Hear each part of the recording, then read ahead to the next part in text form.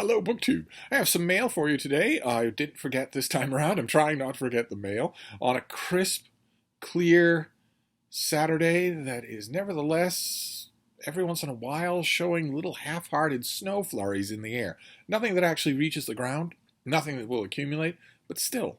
Who ever heard of snow in the same sentence as Boston? It's very strange. But it's not the only very strange thing in the atmosphere, if you'll allow a hokey segue. It's also, I've been mentioning in a few recent videos, a feeling in the air, a tingling in the Steve Spidey sense. That's getting stronger. A friend of mine, and now a couple of friends of his, keep dropping hints to me. They're not really hints, they're more like feelers. Hey, how's it going? But I'm obnoxious and disliked, so nobody wants to know how I am. So if you give away the game by being all friendly and asking me how I am, you betray the fact that you might be fixing to ask me for something. I think that's coming. But in the meantime, I shifted a deadline burden off myself. I have today is only the normal writing, and since it's a Saturday, I have the normal program of writing to do, but since it's a Saturday, nobody's at their desk. So there's a feeling of urgency that is gone, and sometimes that's nice. So we've got a pile of mail to do, including a box, and also a periodical, the new Harper's, with an Andrew Cockburn cover story, in which he claimed, I haven't read this yet, but the Pressy says that he claims that the Pentagon is falling behind on tech, that the tech weaponry, tech awareness of the Pentagon is falling behind. He's pretty thorough, and even though it's the 21st century and you can make up your own reality about how native Abenaki rituals are as good as penicillin, the Harper still does a pretty thorough job fact-checking their stories, especially the headline stories. So looking forward to it. The book's coverage didn't look like it had anything that intersected with me at all. Not only nothing that I myself have reviewed, but nothing that I would even consider reading. So we'll see. It might be the back of the so-called back of the book for Harper's this time around might be a dud. But let's look at the mail and see what we have here. It's not many. It shouldn't take half an hour to do this at all. Let's see. Let's see what this. Okay, the first one's a finished copy. That's good because we want March finished copies if we can get them. Oh, right. Okay. Wow. All right. This is a bit of a surprise because I wasn't. This is from Europa Editions, and I wasn't expecting a hardcover. Europa Editions usually doesn't do hardcovers. This is for late February. So, okay, what have you got here? Okay, this is virtually nothing. You're not going to give me a pub sheet? Is that it? Well, let's look at the book. It's a finished book. So this is by Kieran Goddard, and it is called "I See Buildings Fall Like Lightning," a novel. A terrific cover, a terrific title, and a hardcover from Europa Editions. Very nice. Let's just open the dust jacket copy as if I were dogging your footsteps at your local retail bookstore. Wouldn't that be so much fun? Oh, I tell you, I'm too early. The technology doesn't exist. Wouldn't it be great if the Star Trek teleporter, the Star Trek transporter existed? Imagine how much fun that would be. Let's say, don't have anyone in mind here, but let's say you watch this channel, and maybe you have emailed back and forth, and we're friends. We're friends. Let's say that you take the kids to school in the morning, and your husband works, but you are currently in between jobs, and your husband has said, if you want your job to be making sure that all of this stuff happens and works well, then I'm perfectly okay with that. We can be a one-income household as long as you understand there's no sexism involved. I'm not looking down on you. But if you want to do that, that's fine. Let's say that's you. And you have errands that you're going to run for the family. So-and-so needs a shirt. So-and-so, we need a new soup strainer or whatever. So you're going to go out to Walmart, where I can never go. There's never a Walmart within any walking distance of where a normal person lives. I can't ever go to Walmart, but I love it, specifically for that reason. Maybe the local used bookstore? Maybe it's not so local, maybe it's a town over, but if you imagine, and also your retail bookstore, where we could go together. Believe it or not, from the odor wafting off this channel, I'm actually a fairly good house guest. I've never had any complaints. Imagine if I could press a button and the bean and I could show up when you get back from dropping the kids off. I am very entertaining in conversation. I'm very entertaining on a car ride. I can't drive, so I've had to develop that as a compensatory measure. Imagine if we could spend just a few hours in the late morning together. If the technology existed to do that. So we would browse at the retail bookstore together. I would have the bean in my arms if they don't want her walking around screaming at people. Although the minute she did start screaming at people, even a store with a no dogs policy would say, "Oh, well, we don't mean you." I used to get that all the time with my basset hound. We would go places where the sign said clearly no dogs, and people just melted for Lucy. So they forgot the rule. But we could go to the used bookstore, and I could give you all sorts of pointers, tips, and whatnot. And when we're at the retail bookstore, I could read over your shoulder as you look at the dust jackets of books. So we can't ever do that, but we can come close with these videos. Let's see what the dust jacket says.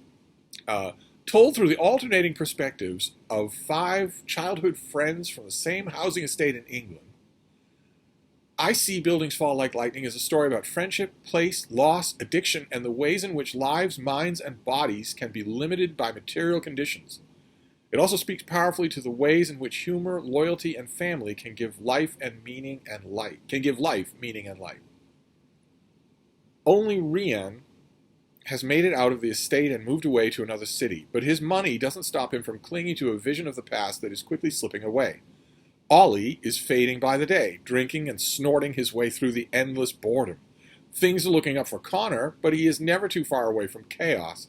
Patrick and Shiv are as in love as ever, always the calm eyes of the storm, but even they are rocked when old secrets begin to open new wounds. Okay, and we have the finished copy here, so we can learn about the author a little. Dare we do it, though? That's always where I get into trouble on Mail House, is that I turn to the author's bio, and it says in big block letters, "I hate white men." That's not a bio, darling. I want to know where you went to school. Save your bigotries for the party afterwards. But let's give it a try. Kieran Goddard is the author of 1 poetry pamphlet and 2 full-length poetry collections. The first of which was shortlisted for the Melita Hume Prize and was a runner-up for the William Blake Prize. He speaks on issues related to social change and currently develops research on workers' rights, the future of work, automation, and trade unionism. And, okay, I was wondering if this was his debut, because I couldn't remember when we got the advanced copy, but his debut was called Hourglass, and it was also brought out by Europa. Okay. Well, great. So I've got unhelpful paperwork here, but that's okay. This comes out on February 20th, so like I mentioned yesterday, that now that we are, what is this, the 17th? All bets are off as far as date courtesy when it comes to reviews. So the 17th is plenty time for a book that comes out on the 20th. I'll read it tonight. I think I have the advance copy, and I think I've just ignored it. So I'll read it tonight. Let's see. So we have a bit of a casualty. Something got a chunk taken out of it there. Let's see. You know, if you don't want a chunk, you publicists out there, if you don't want a chunk taken out of your stuff, fold it. If you put it flush with the envelope, it's going to get ripped to shreds. It's just the way it goes. Let's see here. Oh, I got a very nice note. How nice. Well, I'm going to use that as a bookmark. That's just too nice not to use as a bookmark. So this is a standard Europa edition, where you have the French flaps. They're rather nice, sturdy hardcovers. Europa editions can really take a read and a reread. This comes out on February 13th, so this is out already. This is late getting to me. And this is No One Dies Yet by Cobby Ben. No One Dies Yet. And this is a genre-breaking novel from a powerful new African voice, because Cobby Ben was born in Ghana. Is born and bred in Ghana, if you had any doubts on the matter. And this is his debut. Fantastic. Okay. I don't know what they put in the water in Ghana. It just produces literary talent after literary talent after literary talent. I don't know what they do there. The year is 2019, the year of the return. It has been exactly 400 years since the first slave ships left Ghana for America. Ghana has now opened its doors to black diasporans encouraging them to return and get to know the land of their ancestors. Okay. Elton, Vincent, and Scott arrived from America to visit preserved sites from the transatlantic slave route and to explore the country's underground queer scene. Their activities are narrated by their two combative guides, Cobby, their guide to Accra's privileged circles, and Nana, the voice of tradition and religious principle. The pair's tense relationship sets the tone for what becomes a shocking and unsettling tale of murder that is at times funny, at times erotic, yet always outspoken and iconoclastic. Okay, that was a bit of a roller coaster ride, wasn't it? All right, this is out already, and I don't think I ever got an advanced copy of this. So this has to go on the pile, too. This is another perfect example of how mail hauls for me are often double as TBRs. This needs attention right away, not only because, I mean, it's a debut novel from a Ghanaian author. That makes it automatically intensely interesting. I paused a little on that bit about Ghana opening its doors to black diasporans. Elton, Vincent, and Scott are not black diasporans. They're Americans. But maybe that point will be dealt with in the book. And I'm sure that the guides touring Elton, Vincent, and Scott through the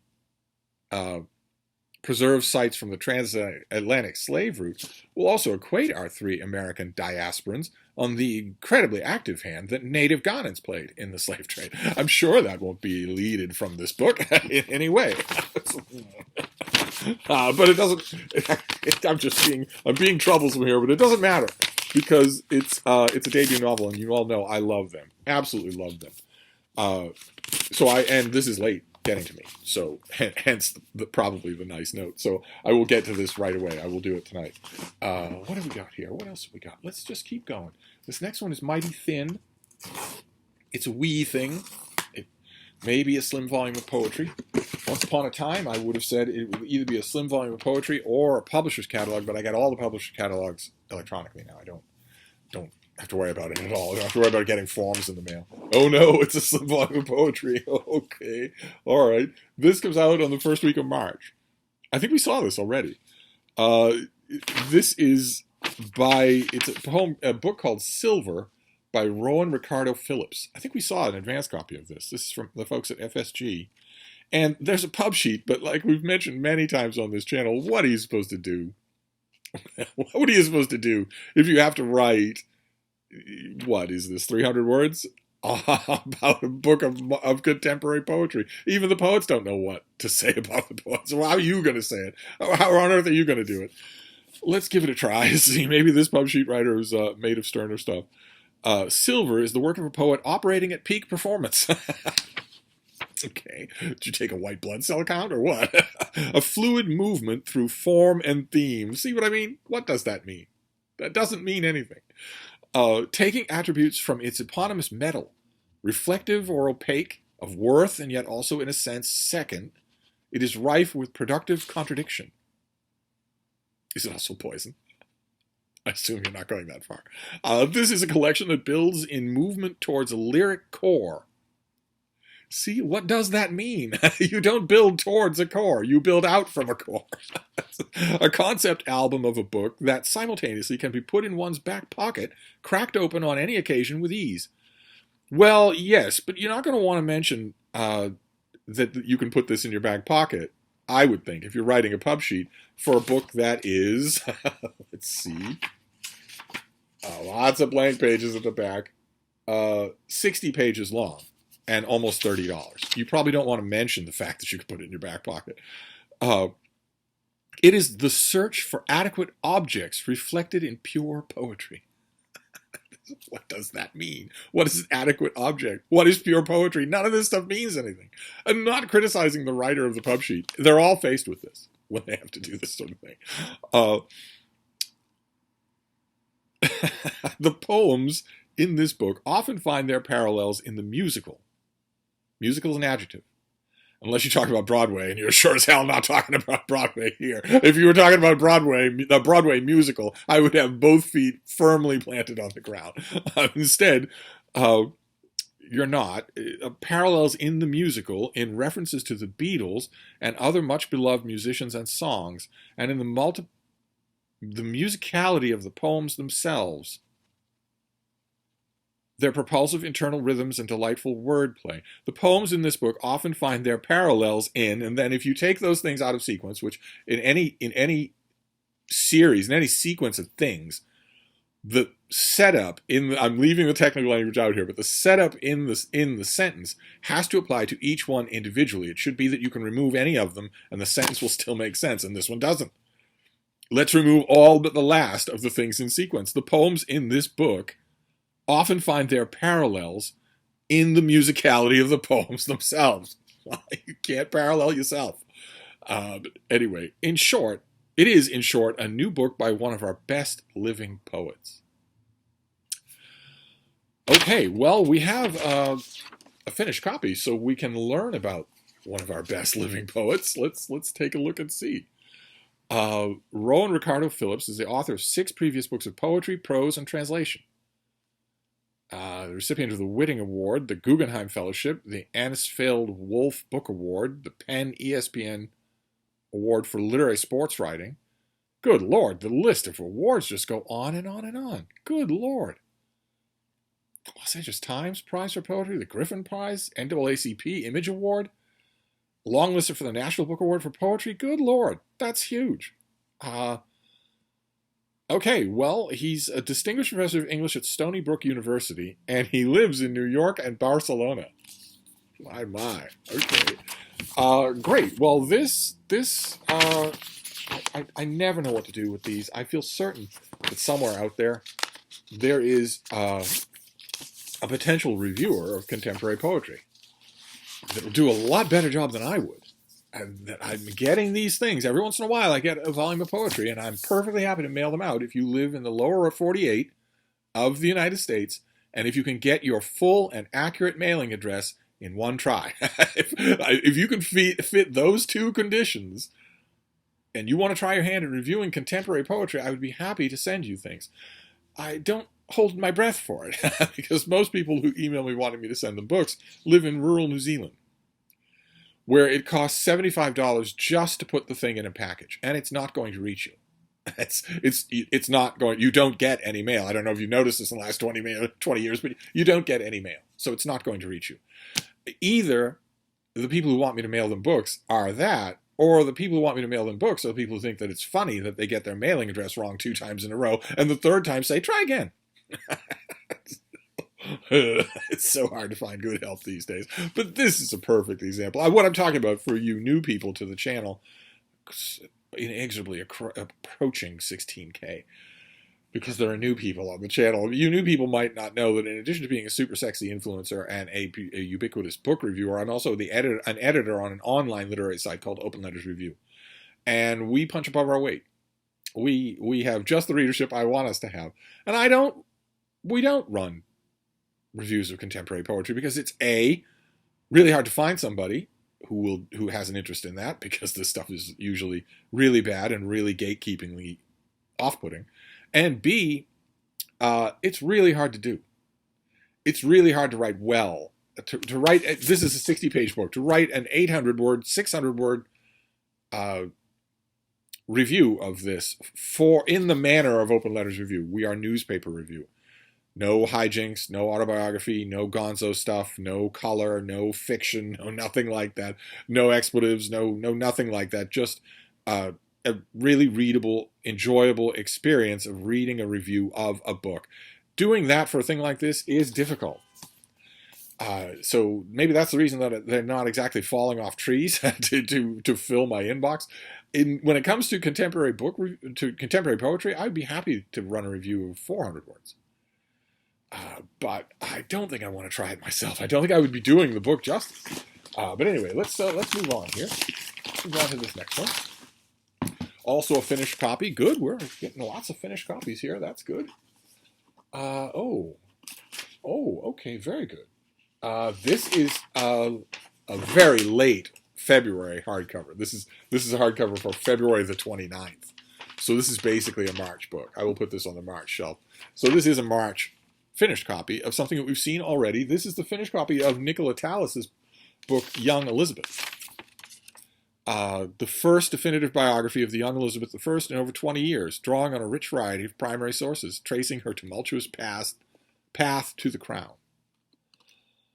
Elizabeth I is renowned for her hugely successful reign that makes her perhaps the most celebrated monarch in English history. But what of the trials she faced in her challenging early life? I always think about, I mean, she is routinely bandied about as one of the greatest English monarchs of them all. And I'm always thinking of that when I'm rereading The Mirror and the Light by Hilary Mantel, where she is the little baby, the tiny little teething baby. Elizabeth is constantly referred to as a ginger pig, or a pig comes up often. A little scrap of a thing, the child of a beheaded mother who was called a harlot. She's called illegitimate. At the time, all the characters are saying, well, you know, a woman can do a whole lot, but a woman can't be king. A woman can't rule. She will be ruled by her husband. So whoever she takes as a husband, even if he's a commoner in England, will still be in charge of her. And you're supposed to get a little shiver when you read that, because none of the characters have any idea. Not only that two of Henry's daughters will reign, but that one will be a name that eclipses even his. Her status as a princess didn't last long. When she was less than 3 years old, her mother, the infamous Anne Boleyn, was brutally beheaded, and Elizabeth was relegated to the title of bastard. After losing several stepmothers, she then faced predatory attentions and illicit flirtations from her stepfather, Thomas Seymour, which ultimately forced Elizabeth to leave her home. I get what you're doing here, whoever wrote this pub sheet, but Anne Boleyn's execution was not brutal. She didn't feel a thing. And that wasn't true of most people in Tudor execution. A good deal of money was spent to make sure that it was painless. But these were only the beginnings of Elizabeth's problems. Later, she became implicated in a plot to overthrow her half-sister Mary and faced interrogation and imprisonment in the very tower in which her mother died. Okay, the Tower complex. Her mother died, well, anyway, adamantly protesting her innocence, Elizabeth endured the interrogation and was eventually released. Her popularity as royal increased from that point on, and she finally became queen at the age of 25. Okay, well, this Nicola Tallis is probably going to be best known.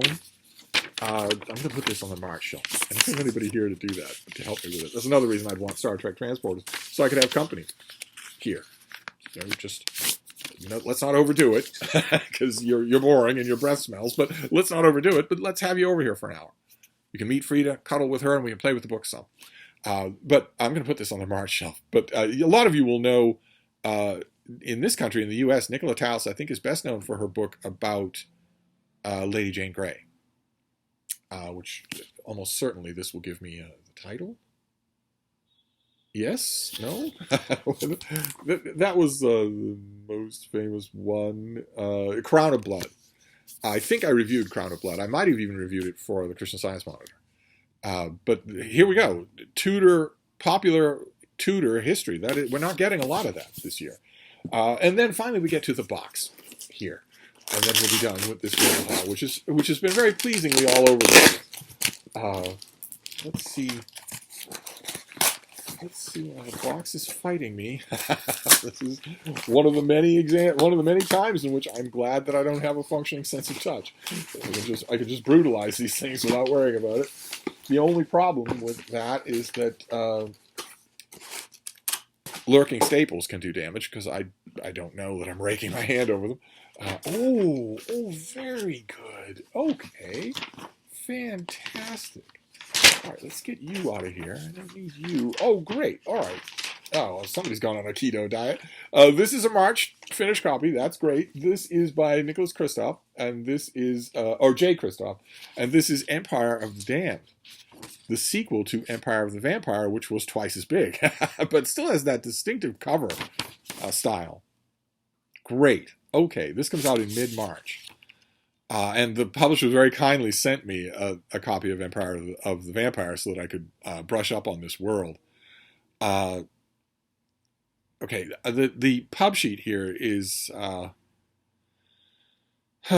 pub sheet is written for fans of Empire of the Vampire. So I don't know if it's going to make much sense. I know Thomas at SFF 180 is always worried that reading the pub sheet of a book that's second or third or fourth in a series will spoil the book. I'm not so much concerned with that as he is, but I don't think this will make any sense to you. Actually, Gabriel de Leon has saved Dior Lachance, the Holy Grail, from death, but his chance to end the endless night is lost. Drawn into an uneasy alliance with the mysterious vampire Liath, Gabriel must now deliver Dior to the mysterious vampire bloodline, the Blood of Sati. See, that doesn't make any sense. That doesn't make any sense. I don't think it spoils the book, but it was not going to make any sense. The premise of this book, in the huge first book, is that daylight ends on Earth. And among the many other problems that creates, some of which are fleshed out better than others, it gives rise to super vampires. They no longer have to worry about sunlight. And this is the sequel, because Empire of the Vampire did really well. This does not have any of the illustrating folderol that the first book did, and it's half the size. But that's okay, because I'm a little behind on Empire of the Vampire. I need to get to that, and then I will jump right into this. But this is nice, very, very nice. The title and the title on the spine are both embossed. So not a bad mail haul. We did get some March finished copies. We have Empire of the Damned. We have Young Elizabeth, Tudor History. Very nice. We have Silver, poems by Rowan Ricardo Phillips, one of our greatest poets. We have No One Dies Yet by Kabi Ben Ben, a debut novel out of Ghana. And we have Icy Buildings Fall Like Lightning by Kieran Goddard, which it's also Europa. It's hardcover. It just screams debut novel, but it isn't a debut novel. The author wrote one novel before. So there you go. That is our mail for today. On a very changeable day here. I didn't forget, so pat me on the back. I'm going to sign off for now and take a look at all of these things. Also, I got a pile of mail yesterday. I need to take a look at all of that and start figuring out all this stuff, where it's going to go, what's going to be what I'm promised to do for attention, critical or otherwise.